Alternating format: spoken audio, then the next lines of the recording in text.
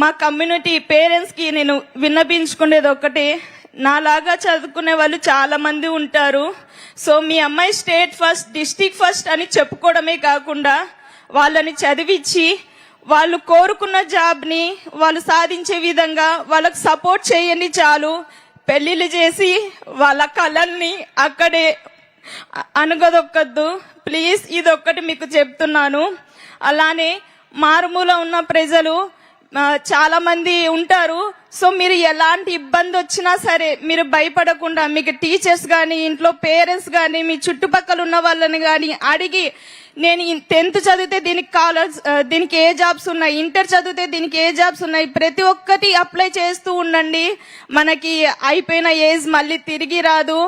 So notifications ఎప్పుడు వస్తున్నా apply చేస్తూ ఉండండి. మామూలుగా ఆడపిల్లల్ని చదివించాలంటే శ్రద్ధ ఉండదు.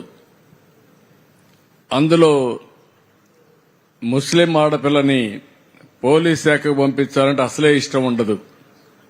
అలాంటప్పుడు భర్త, తల్లిదండ్రుల అమ్మాయిని ఆశీర్వదించారంటే శబాష్, వాళ్లకు మనస్ఫూర్తిగా అభినందనలు, గట్టిగా చప్పట్లు కొట్టి అభినందించాలి.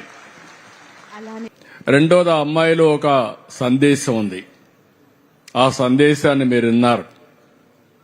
చిన్నప్పుడు పెళ్లిళ్లు చేసి ఆడబిడ్డల్ని పంపించేసి వాళ్ళ యొక్క ధైర్యాన్ని దెబ్బతీయడమే కాకుండా వాళ్ళ కోరికలను చంపేసే పరిస్థితికి వస్తున్నారు. ఆ పని చెయ్యొద్దని తల్లిదండ్రులకు అప్పీల్ చేస్తూ యువతకు కూడా ఒక మెసేజ్ ఇచ్చింది.